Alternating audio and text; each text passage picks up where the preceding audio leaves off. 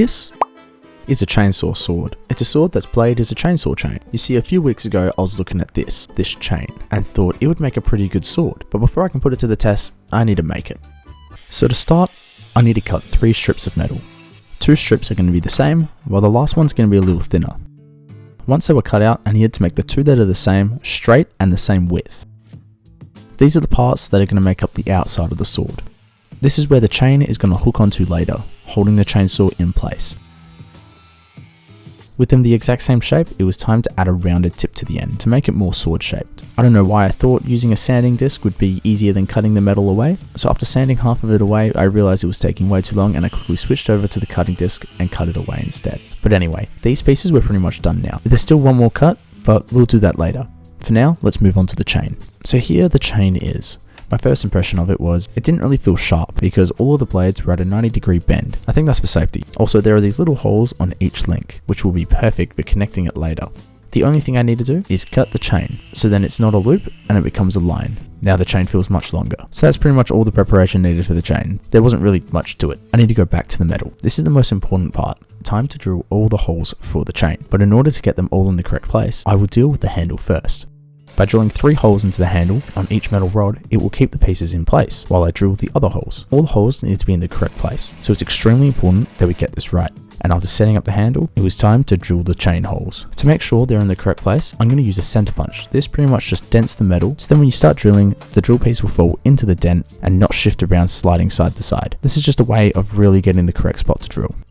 So I started drilling and the biggest problem wasn't getting it in the right place. It was that they kept snapping the drill bit. Right now I'm using just cheap pieces. To be fair, they've lasted me about a year. But after snapping a second one, it was time for an upgrade. So I ran down to the shops and got myself a good set of drill pieces. This was not cheap.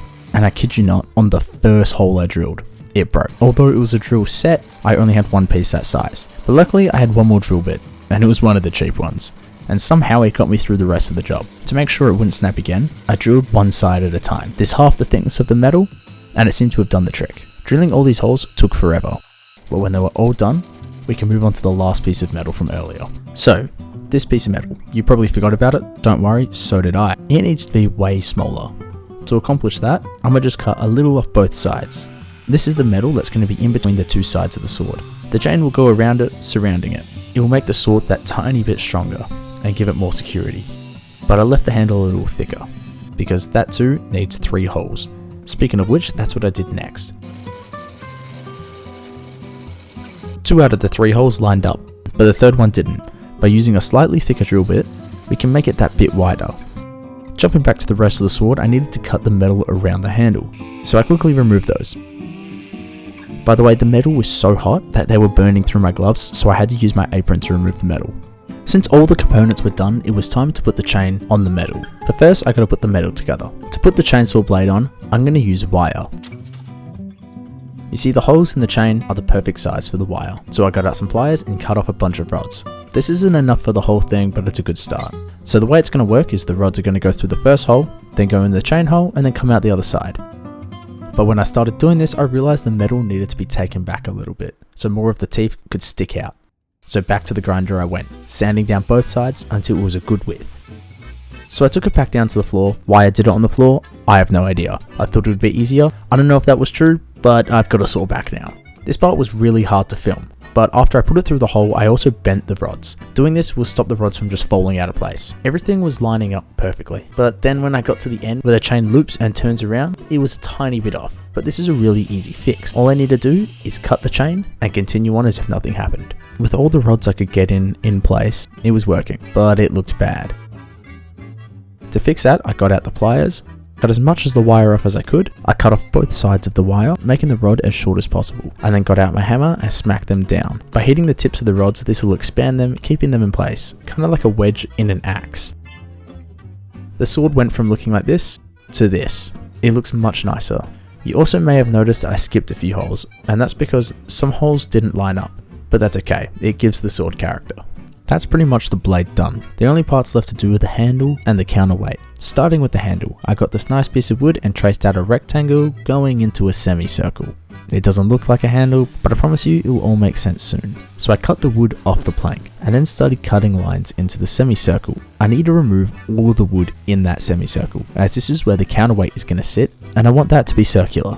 Removing the wood was a little tricky, but I got there. I also gave it a sand down off camera just to make it look a bit nicer. A handle has two sides, and by simply pulling really hard, I duplicated it. Putting one piece to the side, I now need to router out the center of one of them so the blade can sit in it. That was easier said than done. I should have routed it out before cutting it off the plank, because now the clamps are just getting in the way. Luckily I had a vise, and that vise could hold the wood in place while I router it. So apparently I had chipped the tip of my routering blade, so doing this was kinda hard. And it isn't the cleanest cut I've ever done. But you're not going to be able to see it when it's all put together, so it doesn't really matter, as long as it works. Next we'll be adding the 3 holes that the metal has so the handle can stay on. Once I'd added the holes to one piece, I needed to do the same on the other. With the small details done on the wood, it was time to shape it so it will fit on my hand well. I sanded down the corners to make them round. While you watch me sand this, now would be a good time to mention I've started a second channel. This channel's for gaming and anything not related to building stuff. Go check it out, link in the description and in the corner. Oh, and if you're enjoying this video, chuck us a subscribe and a like. I'm trying to hit 100,000 subscribers. Anyway, back to the build. Then I had a realization. I had sanded down the wrong side. I needed to sand down the other side because now the holes don't line up. My first thought was to remake this part, but by widening the holes a little bit, I fixed this. You could see there was a hangover on each side. This hangover wouldn't be there if I had sanded down the correct side, but when you make a mistake, you need to fix the problems. So I got out the sander one more time and removed them. With the shape done, there was one more thing I wanted to do before gluing it together, and that was I wanted to drill a little divot into each side of where the bolts would sit. By having the nuts and bolts sunk into the wood, it would just make a clean, smooth handle and give it a better finish. I added glue and put the handle together. Although this is carpenter's glue, I actually find it sticks pretty well to metal. If you're wondering what I'm using Gorilla wood glue. It's really good. Anyway, I stuck each of the bolts in, put the top of the handle on, and screwed the bolts on. It's very important that these bolts are as tight as I can get them. I don't want this handle coming down at all, especially when I'm swinging. Tightening it also makes the head of the bolt and the nut go into those divots I drilled earlier. I then cut the ends off the bolts. There is just one piece left, the counterweight. To make the counterweight, I'm going to use these. I'm going to use these magnets. I put one side on, but when I put the second one on, it just pops off the other magnet because of its magnetic force. I needed to flip one of the magnets around. My best way of doing this was to grab a hammer and just hit it until it broke, and then I could just flip the magnet around and it will stick together nice and tightly, because by flipping the magnet around, it will change the magnets from going positive to negative. In other words, creating a magnetic connection. I'm sure everyone knows how a magnet works. With that done, I put the magnets on, lined them up. I was a little concerned that the magnets might just come off when I move it around, but these magnets are really strong. I guess we'll find out if they'll pop off later. But anyway, with the magnets on, I can call it good.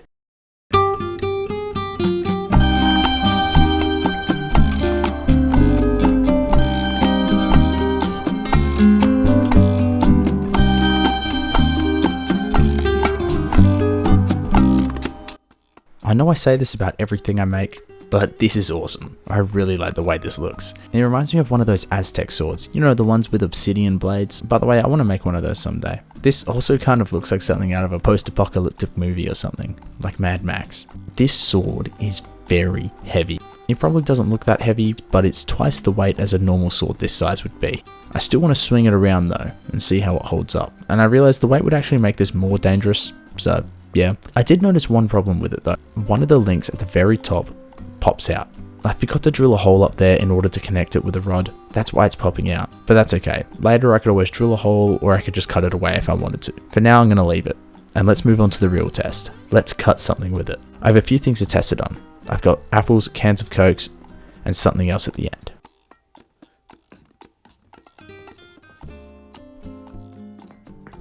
But let's start with the apples.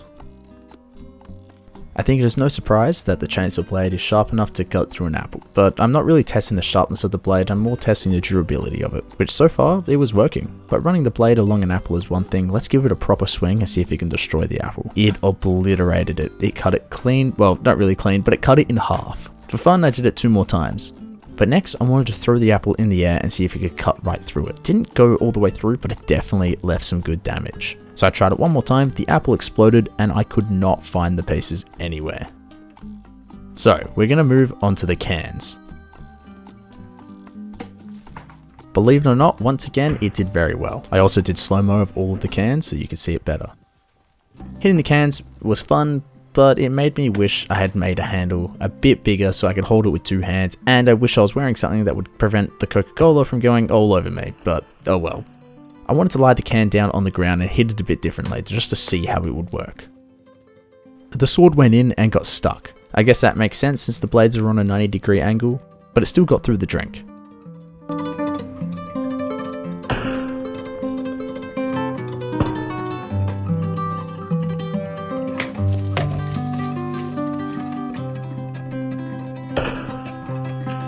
I had 1 more can left over, so I thought I'd throw it in the air and cut it.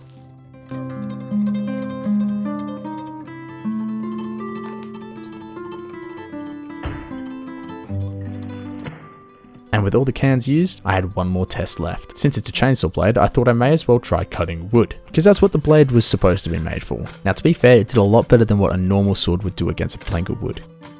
But it's not nearly as good as an actual chainsaw. After a lot of work, I got through the wood. I also had a log to test it on, and it did really well. This was such an odd build, and it came out amazingly. I love making builds from strange components like this. If you guys have any ideas of other weird gadgets or tools I could turn into weapons, let me know. Maybe I should combine my chain axe from my other build and my chainsaw sword to make some monstrosity. If you haven't seen my axe video, go check it out. Once again, I'm trying to hit 100,000 subscribers, so subscribe and go check out my other channel. If you guys have any ideas of other weird things I should make, also let me know. After all the testing, the sword held up and it was still good to use. Hope you guys enjoyed the video, and I'll see you in the next one. Thanks for watching.